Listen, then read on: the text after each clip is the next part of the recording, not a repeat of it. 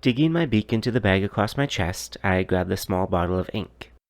Setting it to the stone floor and holding it down with one foot and awkwardly balancing on the other with wings outstretched, I pull slowly on the cork until it releases with a pop. Barely dipping my talon into the bottle, it comes out a deep black. I turn to the blank pages in front of me, hopping a bit on my other foot to properly center myself in front of them, and I write. I'm sure you're very worried at this point, but don't. I've made a nice little makeshift home here, a soft bed of hay and a sturdy roof of stone. The plants I found have held out, not nearly as good as my glazed sunflower seeds, but they will last a bit longer without your appetite around. GPS is still down, and my tumble into this place is a bit of a blur. If I can find the hole I got in here with, I'm sure I can find my way back, but it's dark. I might also have to admit that it may have collapsed behind me. But the team is looking. I trusted them with my life by even going on this expedition with them, so now it's time to put that to the test. I will see you soon, Harold. I promise. Wedging the cork back into the bottle, I pick it up and move it between the wall and a small bed of straw in the cave I use in place of a chair.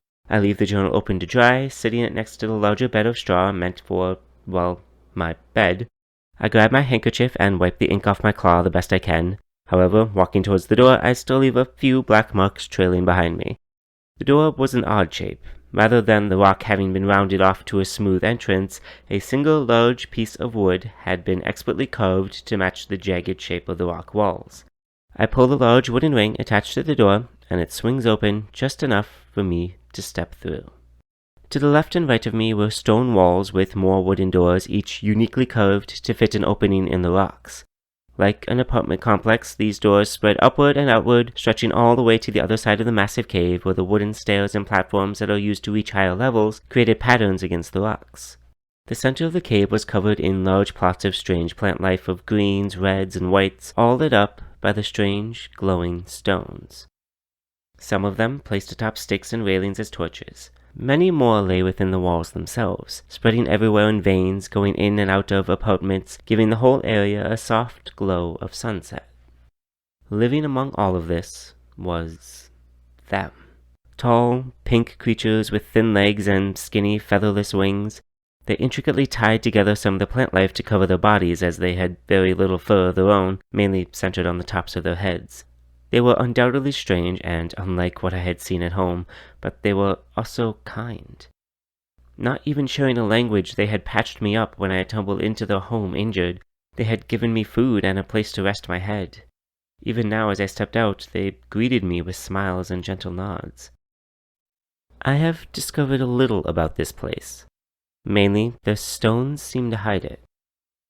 The closer I am to them, the more my technology goes haywire. I know my team was nearby when I first stumbled in here, but I have never been able to get a location on their trackers. If I cannot see them, then they cannot see me. And I think that's how it should be. I need to wait until the search is over.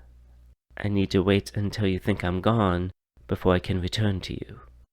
I'm sorry, Harold. I do not trust them. These strangers who barged their way onto my expedition to leave this place alone. So I will stay. For now.